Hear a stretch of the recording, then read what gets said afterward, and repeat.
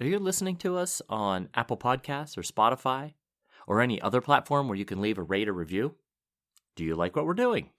If the answer to all of that is yes, please consider quickly giving us a 5-star rate. And if you wouldn't mind leaving us a nice review, we greatly appreciate that as well. Okay, let's do this.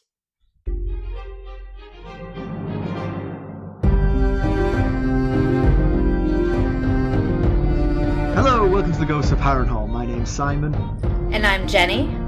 Thank you for joining us for episode 276 of our chapter-by-chapter book review of A Song of Ice and Fire by George Martin. Today we'll be discussing chapter 4 of A Dance with Dragons, that's Bran 1.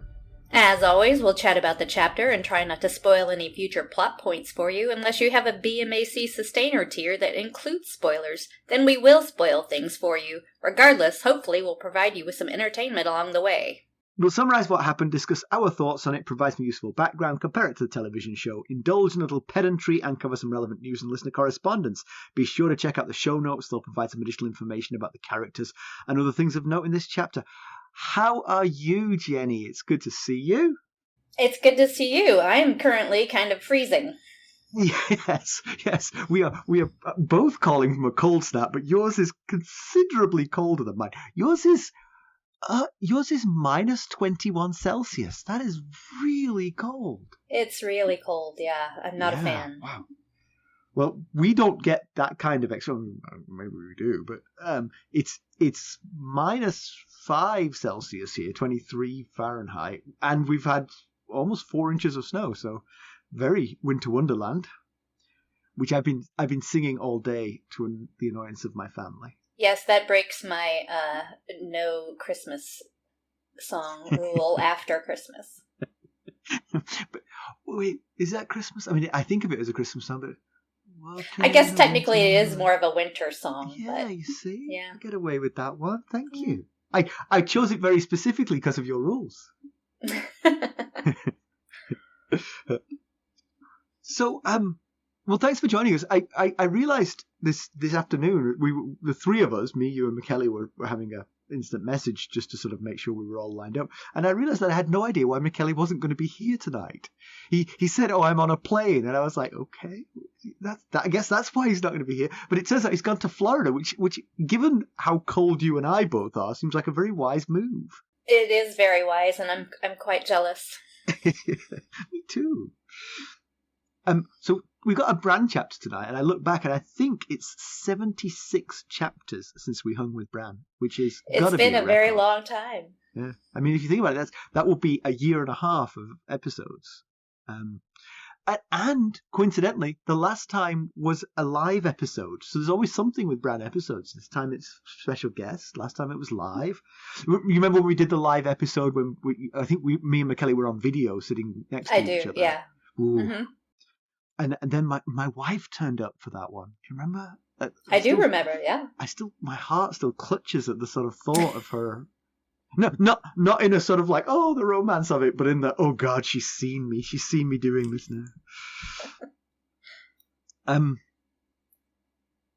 I have no funny stories. It's funny. I don't either. I've been stuck seriously over here for 2 weeks because of Valentine's Day, so that was 6 days a week, so I've had no outside interactions. I'll tell you one very tiny little story. At my regular job, which I still do, despite the riches that flow in through Ghosts of Harrenhal, I still keep so many riches. Yeah, today we were launching a new version of our website, and the developer said, "Okay, it's ready to go. So final test before we push it live." And the very first word across the top was documentation. That's because it was the documentation site we were working on. And it was written twice, and the two versions of it overlapped, so you couldn't read either of them. And I was like, this is what you thought was ready for the prime time? You thought that's... They said, honestly, we never saw it on our systems. Every time they looked at it, they only saw one. But right. Everybody they showed it to saw two. So it's a strange world we live in. It is. I know. Like I said, it was 6 days a week over here for Valentine's Day, so I did not go anywhere besides home. Are you curmudgeonly on Valentine's Day? Or the other way around, do you expect marvels, You've seen what others do. Well, not to toot my own horn, but I'm like the fastest person they have, so I do a very large portion of the work on Valentine's Day, and it's just a lot. Yeah. So you're not ready for, romantic gestures that night? Oh, no. I see. Does your husband ever listen to the podcast?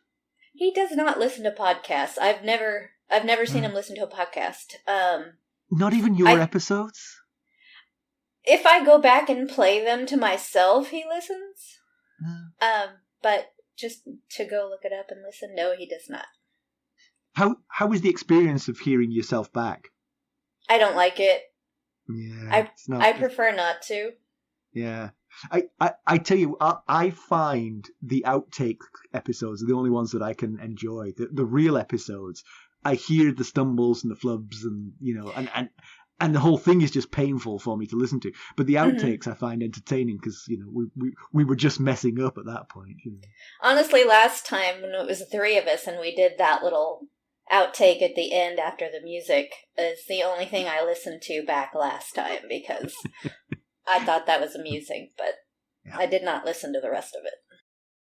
I think I may have mentioned this on a Sustainer call, but when I first met Carson, I've said before, she's out of my league. I try to be good because I've got a wife I just don't deserve. But when I met her and my brother first saw a photograph of her, he was very excited. He was independently reaching out to her and telling her of all the attributes that he had that I lacked. Oh. Yeah, well, completely. I see you won in the end, so.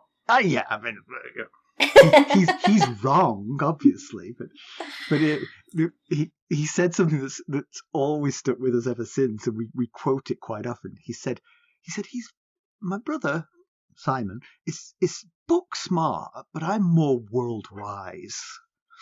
And so, whenever this word, this is one of the words, like indulge, this is one of the words that just makes us laugh now. Anyone who thinks they're world wise is basically flirting. All right, well, let's get down to business. How did we leave Bran Stark? So, Bran and company made it to the wall and the night fought. And Bran was, at the time, fearful due to a wolf dream showing that Robb and Greywind were dead. Bran's fear is more keenly felt as he remembered the night fort featured in some of Old Nan's scariest stories. They didn't find a passageway through the wall and they sleep in the kitchens, but Bran was wakened by a noise coming from the well, and it turned out, as you remember, to be Sam, Gilly and the baby, the original baby. They came on behalf of Coldhands, who'd showed them the Black Gate, but Coldhands could not pass through. It turned out that the gate is an old weirwood that only allows Black brothers to pass through the gate. Sam recited the Night's Watch vows, which allowed them to pass. Not Sam, though. He and Gilly stayed and went on to Castle Black. All right, Jenny, why don't we give the summary of this one? Let's do it. So Coldhands is leading the party through the frozen far north. Bran is riding in Hodor's basket and wonders how much further they have to go before reaching the Three-Eyed Crow. Meera carries an extremely weak Jojen as well. Summer is following behind. Bran spends the majority of his time warging Summer because the direwolf can see farther and hear better than he himself can. He also slips into Hodor occasionally, but Bran is never comfortable in Hodor's skin, and to be honest, nor is Hodor. One of the many ravens that serve as Coldhands' eyes and ears warns them of men following the group, so Coldhands tells the others to continue on until they find a lake. They will follow the shoreline to an abandoned village. When Coldhands leaves to deal with the threat, Meera admits to Bran she just doesn't trust Coldhands and thinks he may be leading them in circles. She also points out that Coldhands never sleeps or eats. Bran adds that he doesn't seem to breathe either. It makes Bran think of Old Nan's stories of monsters that live beyond the wall. When they reach the lake, it's frozen and snow-covered, making it nearly impossible to follow the shoreline. After travelling for several hours, night falls, and Meera believes they've missed the village.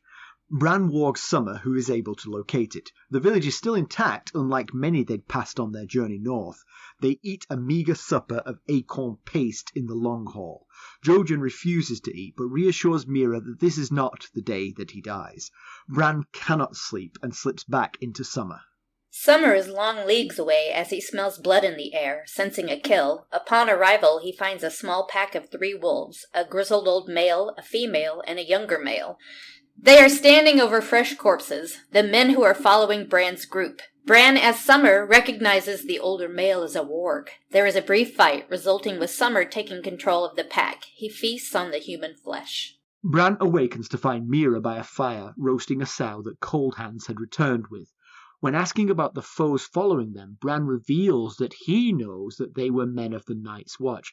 He becomes agitated and shouts questions at Coldhands. Who is he? Why are his hands black? Coldhands explains that when the heart stops beating, the skin turns milk white, except in the extremities, where the blood congeals and turns black. Bran realizes that Coldhands is dead and a monster. Your monster, Bran Stark, Coldhands replies. Meera wonders what they must do now. Jojen replies that they've come too far to turn back now. They must go with Coldhands or they will die. So this was a short chapter. Really? Yeah. And given how long we'd been away from Bran, it's kind of surprisingly short. I thought we were going to get some epic, but in actual fact, and actually not that much happens if you think about it. We expected that he was going to meet up with Coldhands. I guess that's one reveal, that he is now, in a group with Coldhands and his elk, and that they're headed north. Well, I mean, they went through the wall. There's only one direction to go from there. Right. I know a lot of people don't like Bran chapters. I don't. I like them. I think there's a lot of stuff going on in the background. Maybe not on an obvious exciting level, there's not a lot going on, but I think there's like a base narrative that's going on that I find really interesting.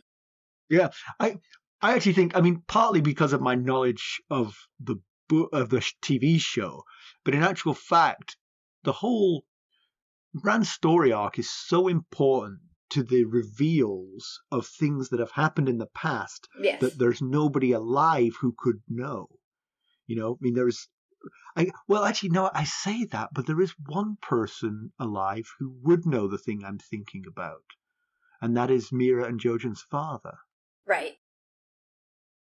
But, okay, absent Howland Reed, there's nobody alive who could possibly know the big secrets at the core of the story. And so Bran's story arc, which, we're going to talk about Green Seers later on. Yes. Is critical to those reveals, which have not yet come, but will one day, we hope, presumably. I think part of what I like to read about in these things is say the last time we saw Summer saving Jon at the Queen's Crown, and they just, he and Bran barely missed each other. I find that really cool. They were so close to each other, and then Summer saves Jon. So, and then here, there is something here that happens that is really kind of like a little Easter egg that most people, some people may not have figured out. Well, yeah, I will say, I think you've hit on two real strengths of the books in general there. One is, you're so invested in the POV characters, and they are, the scale of everything is so vast here, that their intersection points are so unlikely and so infrequent that when they come, or nearly come, it's such an exciting moment for the reader. And the other thing is, give me a second, because as happens quite frequently, between me saying two things, me listing the first, the second one is long gone. What did you say? You said... I was talking about the little Easter egg also, besides the intersections. The Easter eggs, yes.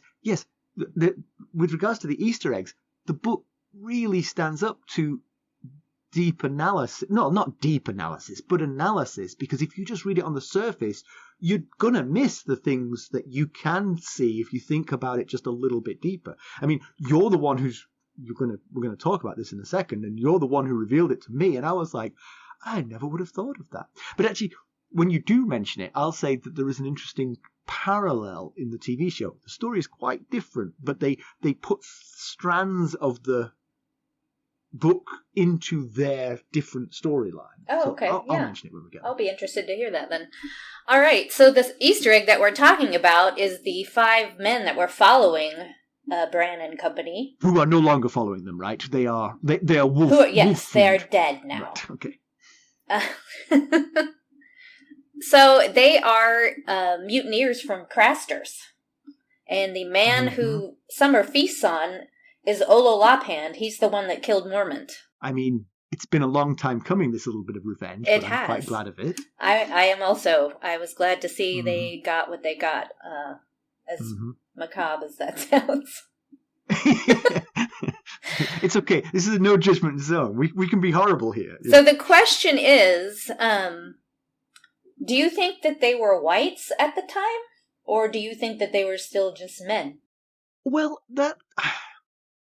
you didn't put that in the text, so I didn't know to think about this question. So now I'm thinking off the cuff.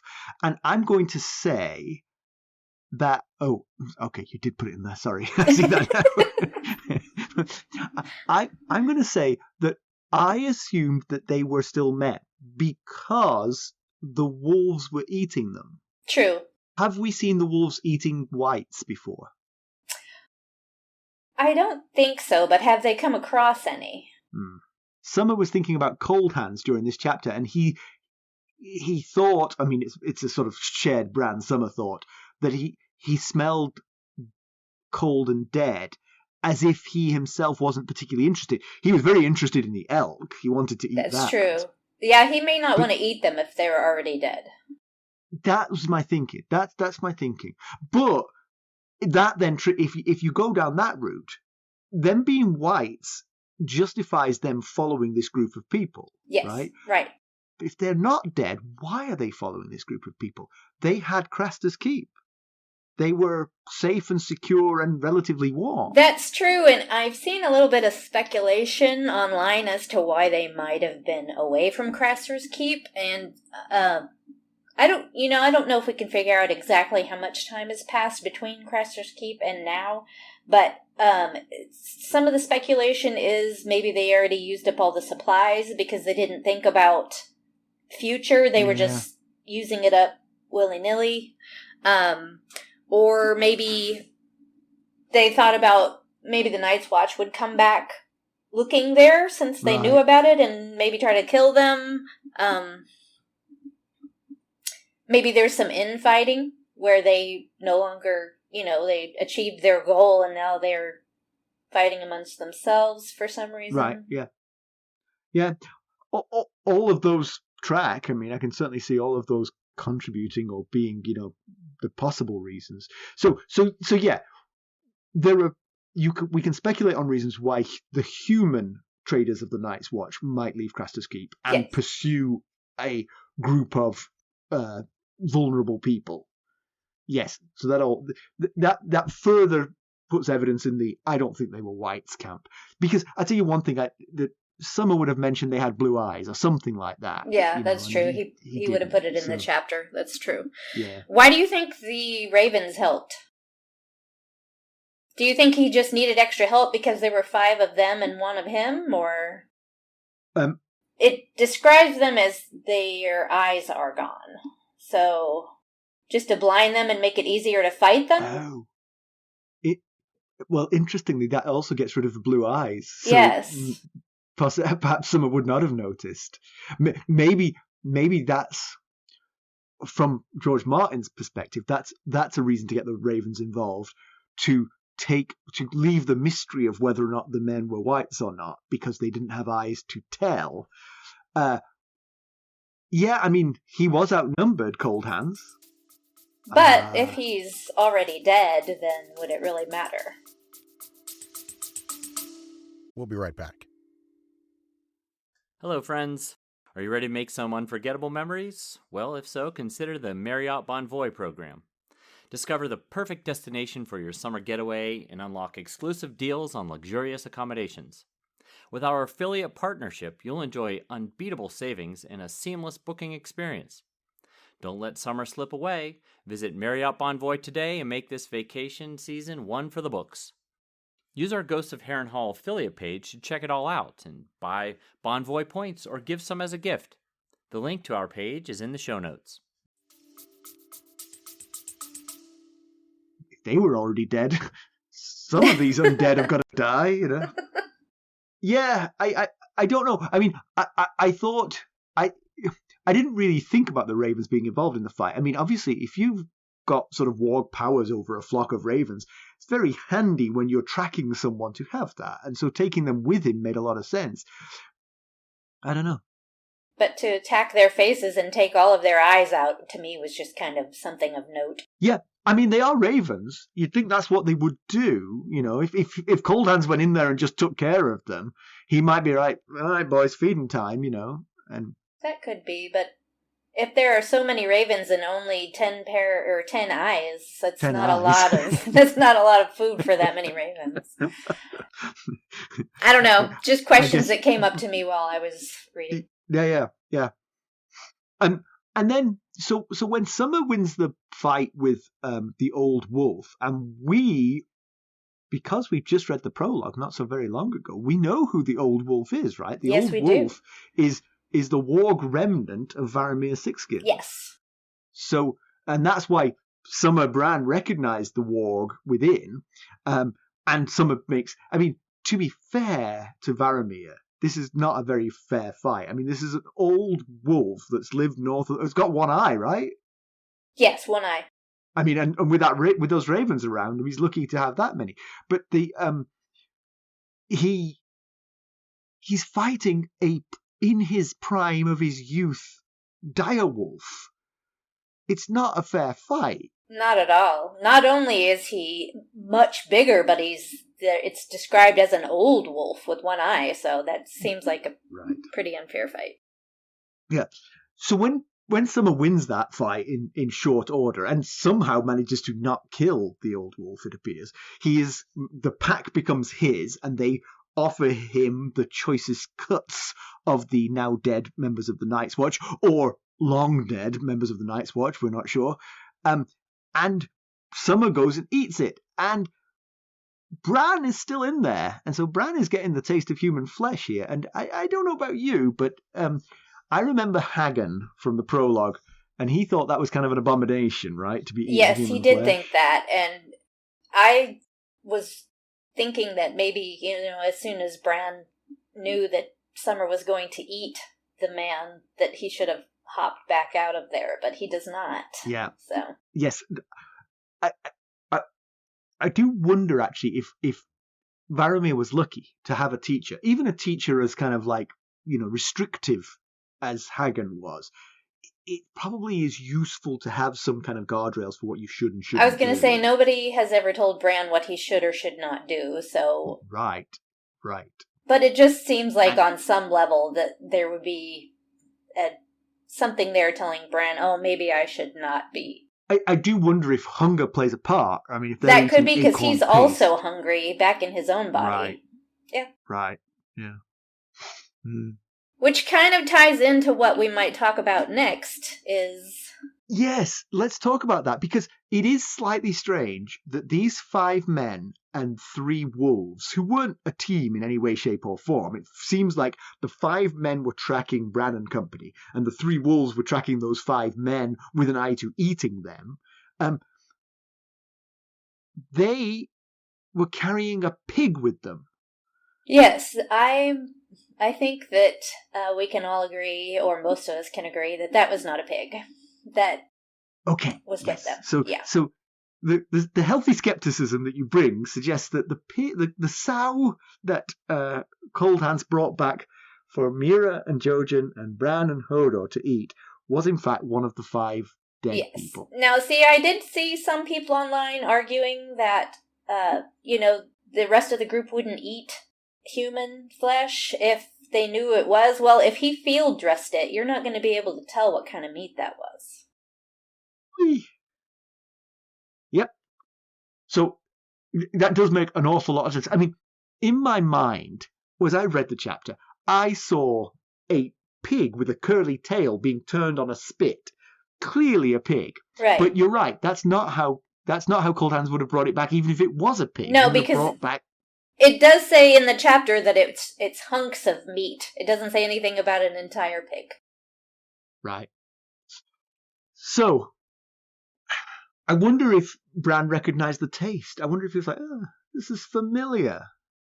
I know that you could...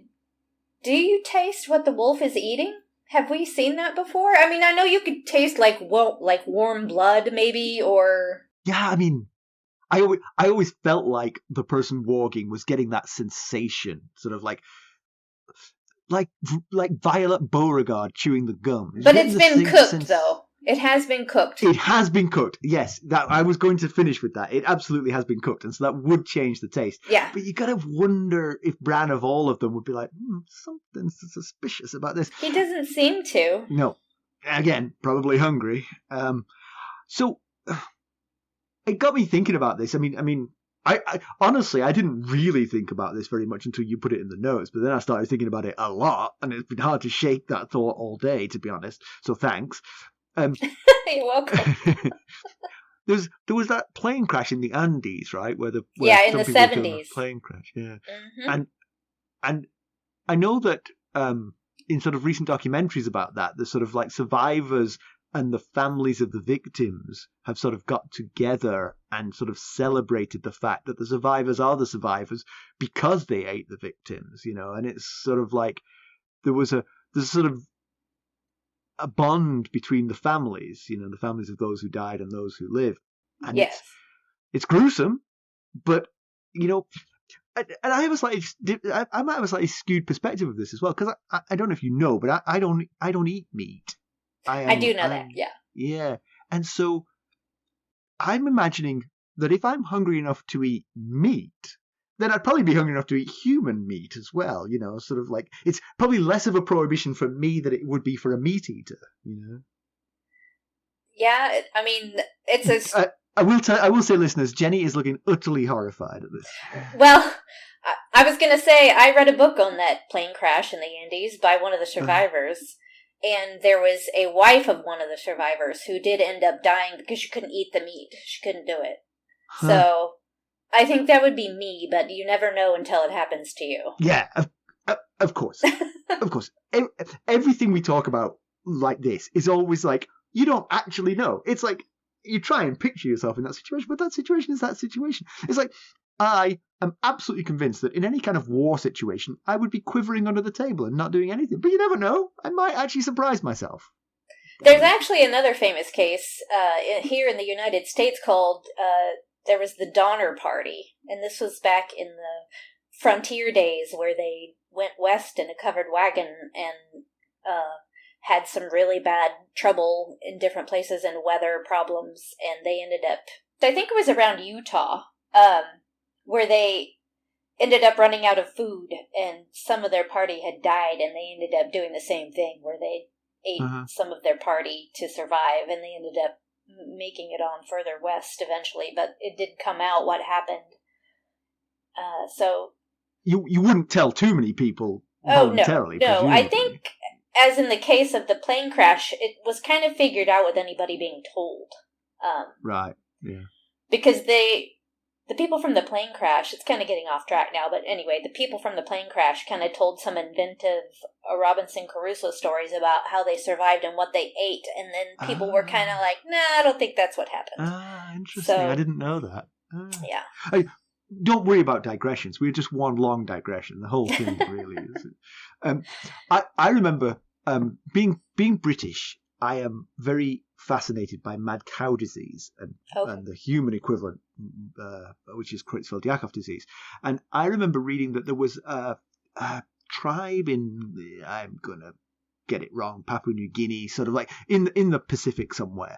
And they had a burial rite of eating part of the brain of the dead person.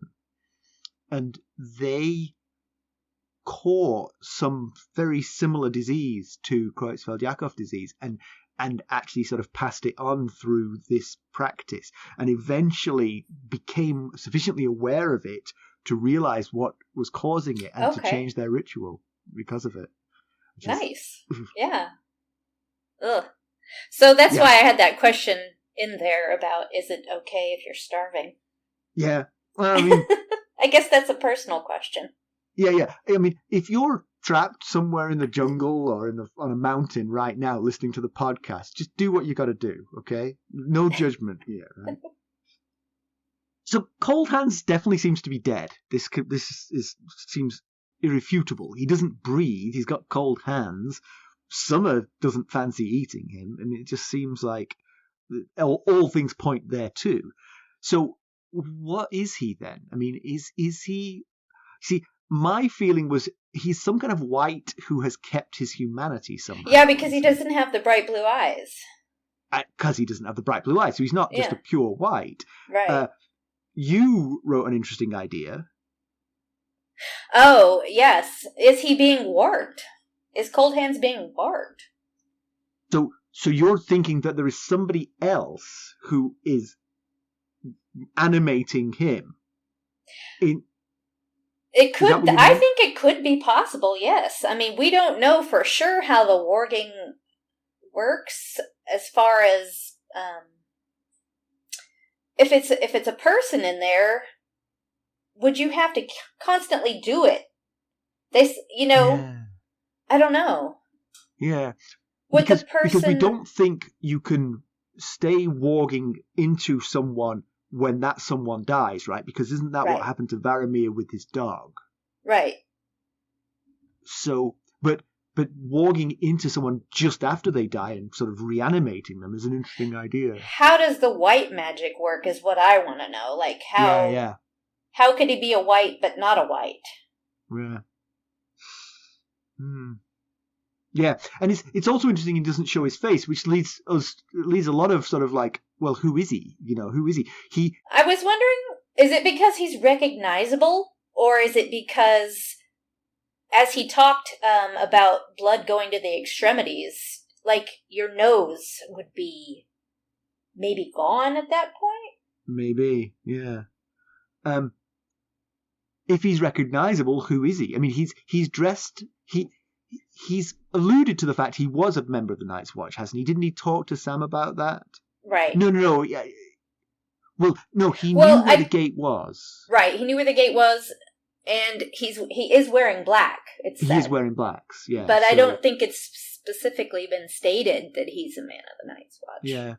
I mean, you've got to imagine there's been plenty of members of the Night's Watch who've gone missing north of the Wall over the years, so it could be anyone. Could be anybody. Could be not anybody in particular. Could be just some random guy. Right. But the one thing about that, of course, is that doesn't feel very George Martin, for it just to be some random guy. True. I saw a fun speculation that I have no idea if it's true or not. I like to throw those out there. What if it's the king that was married to the Night's Queen? I saw the same one. Yeah, that's very interesting because I think, possibly not in this chapter, but I think it's in a later chapter. Tiny little spoiler, everyone, please forgive. That it gets mentioned that he died a long time ago. Mm-hmm. And so one of the ideas that I had and also saw was it might be Will or Sir Waymar, but they didn't die very long ago in the grand scheme of things. Right. Yeah. But yes, your candidate, the guy who ran away with the Night Queen, was she called the Night Queen? Yeah. Yeah, that's an interesting one. Yeah, I mean, the warging idea is interesting as well. I mean, obviously this guy works with or for the Three-Eyed Crow. If the Three-Eyed Crow is some kind of like uber warg, then maybe he can make people who've died go and do his bidding. If you die and are warged, do you continue to deteriorate? We'll be right back. This episode is sponsored by Audible. To get a free audiobook, or 2 if you're an Amazon Prime member, go to our exclusive URL, audibletrial.com/ghostsharrenhal. You can find the link in our show notes. You ask good questions. I don't know. The one obvious speculation is Bran Stark, because he's certainly a member of the Night's Watch that we are very familiar with, who has gone missing north of the Wall and has not been seen since. But we'll talk a little bit more about that in spoilers, yeah? Yeah, we could do that. Yeah, that's fine. Or if you've got something non-spoiler, you can talk about it now. I don't care. Well, you had mentioned that Will and Waymar Could be it because they yes. weren't killed that long ago. So that would kind of put Benjamin in that same category. Yes, because... Not to mention the other factor, about George Martin. Martin saying it isn't. Yeah, saying it's not. That feels like a clincher right there, yeah. Right. Yeah. So what... you wrote this question, but I'm going to throw it at you. What does Coldhand means when he says that he's Bran's monster? Well, okay, so this kind of ties in with my thinking on Old Nan's stories and saying that we'll call him the Night King since he was married to the Night Queen. Yes. She always told it as he was a Stark. Okay. So what if his features are very Stark-like, and that's why he wouldn't show his face? Ah. You know how they all seem to have the same long face or whatever? Long face. Maybe that's what he meant by Brandon's monster, or was he just meaning that he was sent to get him and help them, and that's why he's his monster? Or is it possible that some part of the future timeline Bran causes what happens to him? Like, do you see what I'm saying? Kind of ties in. I do, yes. Yeah. That Bran was somehow his creator. Yeah. I mean, I don't know if that's true or not. I just... Yeah.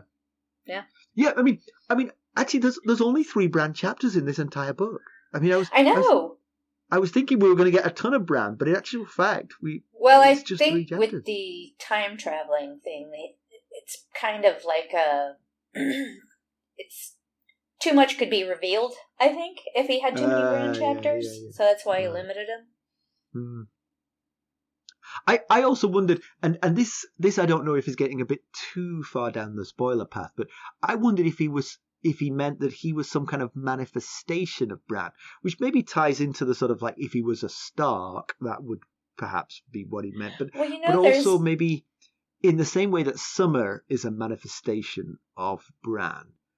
Maybe Coldhands is too, but not necessarily directly Bran, but maybe what Bran is likely, like you said, the sort of partly the time travel thing, but also Bran's story arc is perhaps leading him to be a continuation of something that's existed for a long time, and that could be that Coldhands is a manifestation of that thing that Bran is likely to become. That could be, yeah. Michele's going to strangle us when he realizes how much we've spoiled here, I think. Yeah. I will say, Hodor does seem to be slightly coming to terms with being warged into, and that's sort of troubling for me because Hodor's reaction, and certainly Thistle's reaction, made it seem like it was a horrible violation to have that happen to you. Well, I can imagine it would be because your brain is kind of one of the things that's harder to get to. You know what I mean? Like, right. Yes. You're always people yourself. Can move my hand and make me slap my face, right, but right. Getting in my head, knowing my thoughts, and making me slap my face with both hands, that's harder to do. Yeah. Yes. So how do we feel about the fact that Hodor is accepting it a little bit easier now? Bran is still troubled by it. Hodor is still troubled by it, but it's not quite such a battle anymore. Is this actually not a great sign? Is this actually... I don't think it's a great sign.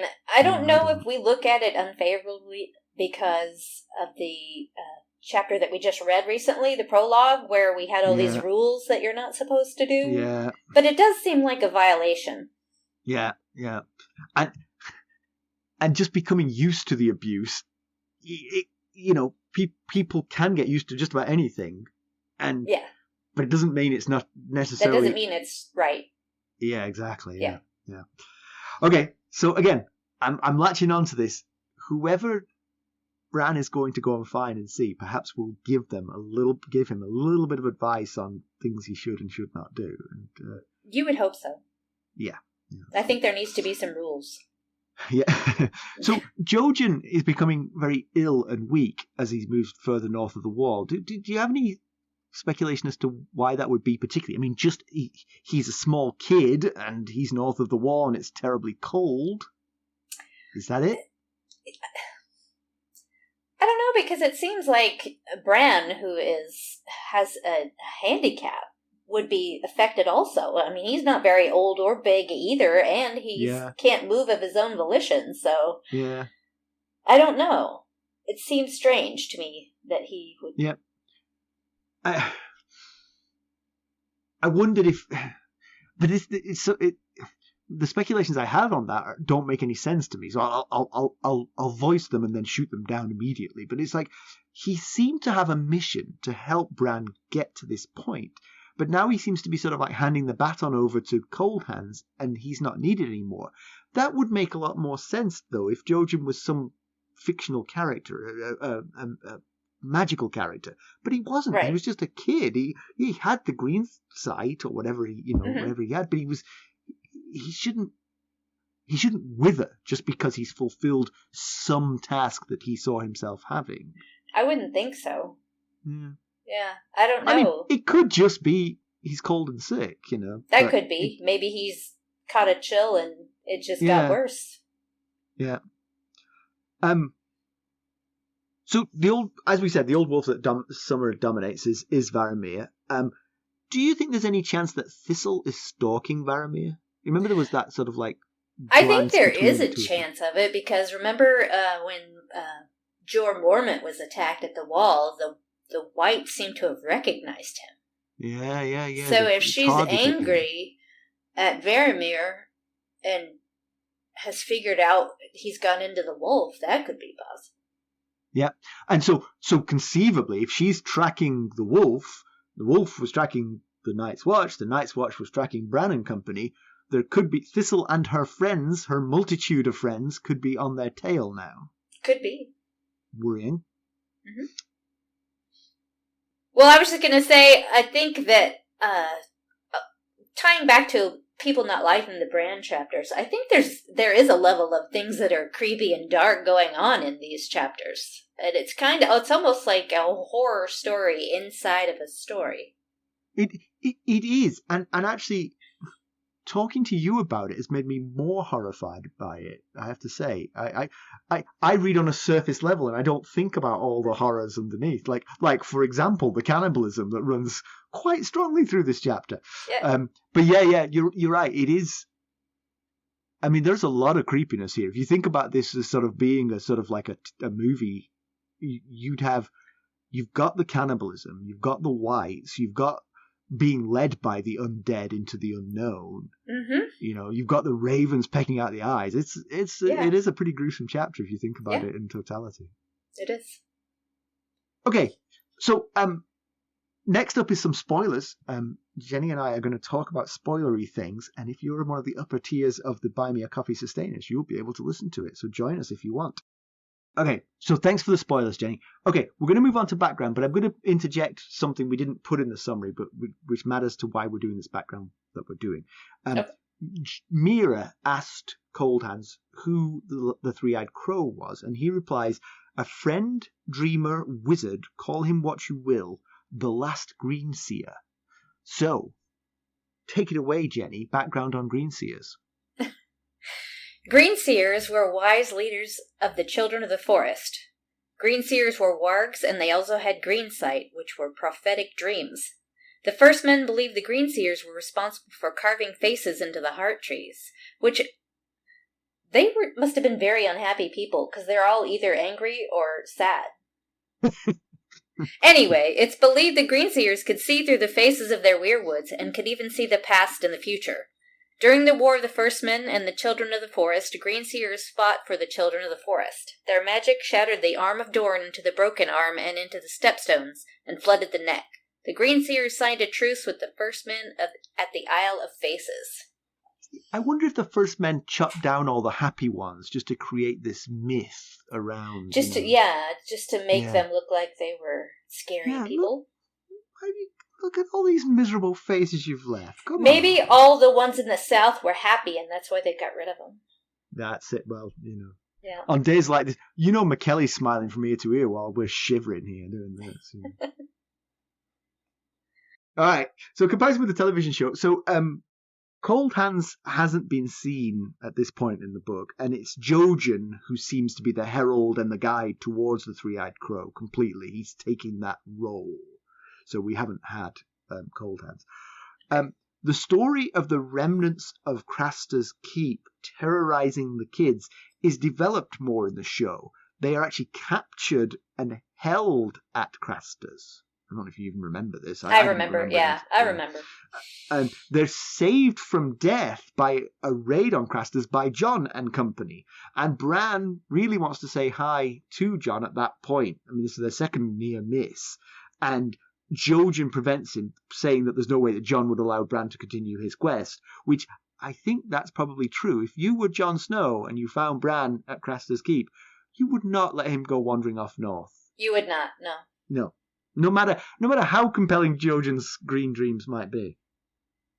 So yes, so no real equivalencies here, but the commonality, the bit I mentioned before, was that the Craster's people did come after Bran and company, but and actually captured them in the show. Right. So I like the fact that they, even when they're adapting away from the story of the book, they keep some commonalities. I think that's nice.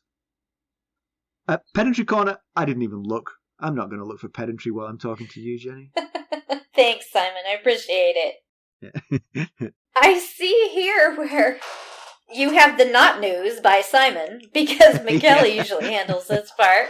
I was going to say, I did see recently that they do, unless it was incorrect information, they did have a release date for the Dunk and Egg series on HBO, which I didn't think they had before. Maybe I'm incorrect about that. I looked that up yesterday and I couldn't find a firm date. I saw one, but then I started thinking maybe it was wishful thinking or speculation. I am not sure. But it was, I believe... Oh, see, maybe that was just somebody's misinformation and hopeful speculation, because this still just says late 2025. Yeah. Because the one I saw said like June 5th or something like that, which was earlier than what I thought. Yeah. The most recent thing I saw was fairly strong suggestion that it would come out in October of 2025. Okay. So. All right. Well, you may have to cut that whole section out. Okay. So news and notes. As I've got here in the notes, I do not know how McKelly does the news and notes. I'm retitling it Not News because I have no news. Basically, I don't know when Winds of Winter is coming out, and despite some speculation from Jenny, I don't know the release date for the Night of the Seven Kingdoms either. But if it's June 5th, she was right all along. Maybe that was my wishful thinking. Perhaps, yes. You green dreamed this, yeah. I will say that on the Discord server the other day, Apricot L3 made me laugh when they were talking about doing the New York Times connections puzzle. Do you do that? Connections? You know what it is? No, I'm not familiar with it. So you get 16 words, and you have to collect them into groups of 4 that have a connection, basically. Okay. And so that's all it is. And you just sort of like, you look at the 16 and you click on 4 and it says whether or not that's the group. And you've got like, you've got 3 lives to get it or something like that. Okay. I think I remember you talking about it before now. Yeah. It's quite a fun little game. But they made the point that there was a Ghost of Harrenhal coding to one of the connections just this week. So the 4 words were baby, indulge, humor, and pamper. And the category was mollycoddle, and I was like, wow, that looks like if you did a word cloud of the things that get said on this podcast, those words would seem to sort of float to the top, you know. So it would. It made me laugh when they said that. So thanks Apricot L3, I appreciated it. All right, let's conclude this one. So Bran is north of the Wall. He has a guide who's very helpful. We could all use a monster with like Coldhands to lead us where we're headed, do our murderous dirty work, and bring home the bacon. Yeah, human bacon. Fingers crossed it was bacon. I don't think they had any fingers. That would have been too recognizable. They had a nice... I got a ring on my trotter. A nice drumstick. The whole monster thing is a bit worrying, though. I mean, south of the Wall with a fire burning is one thing to talk about monsters, but up here, The monsters are all too real. Well, I don't see why he would be leading in circles, you know? Oh, yeah, we didn't mention that, right? Yeah, Meera said that Meera they crossed the saying that- same stream. Yeah. But had they? I mean, I'm sure it all looks the same up there. It's all frozen and cold and... Yeah, but I do trust Meera on that for some reason. And You think so? Yes, it's funny we didn't mention that in the summary because it stuck with me at the time. Okay, so why would you speculate that he's leading them in circles? I couldn't think of a single reason. I thought Meera was just being completely paranoid. But then again, I trust Meera. So, yeah, it makes very little sense. Unless... But are they being a little bit too harsh on him because they don't trust him? Well, that's a good point. And again, That's I a think good the point. scenery... I mean, I know that they're all a little more aware than I would be, 100% out in the wild, but does it all look the same up there? Yeah, I mean, for me, every step would look the same because I'd be looking 3 feet in front of my feet. That's all I'd say. Right. I maybe just speculating here. Maybe Coldhands, courtesy of his ravens, was aware they were being followed and has actually gone around in a circle to come back to the followers to dispatch the followers, so that when he actually heads towards the three-eyed crow, he isn't followed. Maybe when they're following them and Coldhands thinks, oh, I know how to get some dinner. These kids are starving, so let's go back this way and Right. get them some dinner. Yeah. So maybe all of these things are true. Maybe she's right. Maybe he is leading them where they want to go, but she is right that they are crossing the same stream. That could be, because he doesn't seem to be doing any other harm to them. No, right. I mean, if you're an undead monster north of the wall, it's spiraling them into a cold death seems like a very cruel and unusual way to deal with them. Yes, he could just kill them if he wanted to, I think. Right. It does seem. he dispatched with the Night's Watch easily enough. Exactly. Yeah. Worries for Jojen. He's weakening, and it's not clear why, but the good thing about Jojen is he's not going to die, at least while he keeps telling you he's not going to die. Right. Today is not the day I die, so he's still with us so far. Yeah. And worries for Hodor if Abomination Bran keeps invading his mind. And again, I'm holding out hope that the three-eyed crow will be Bran's warg teacher who stops him from doing this kind of thing. Or maybe doesn't stop him, but teaches him how to do it. Maybe there's a way he can communicate with Hodor. Yeah, you have to wonder if Hodor is in there somewhere in his mind. Yeah. All right. Our next episode, which will sadly just be me and McKelly, is going to be a Tyrion, where he goes on a road trip. So that'll be fun. Actually, that'll be our first repeat of Dance with Dragons. We haven't had a 2 yet. Yeah. They've all been first times. Yeah, this is I think there are a lot of Tyrion chapters in this, aren't there? Yeah. Dance with Dragons, yeah. All right. There's 3 ways that you can help us. You could leave us a positive review. You could buy us a cup of Arbor Gold at buymeacoffee.com/ghostharrenhall. There's a tier to match your budget and interest, and if you join at the upper tiers, you get the spoilers. Or you can make a donation directly to our cause at our website, ghostsofharrenhall.buzzsprout.com. If you're looking for more ways to interact with these guys, you can send them a text. The link is at the top of every show note. Just remember that they cannot respond, although they do enjoy reading them. If you're interested in keeping up on the latest GOH news and developments, check them out on our social media. Follow them at Twitter at Ghost Harrenhall, Facebook, Instagram, Discord, and YouTube. Thanks for listening. Thank you. Bye. Bye.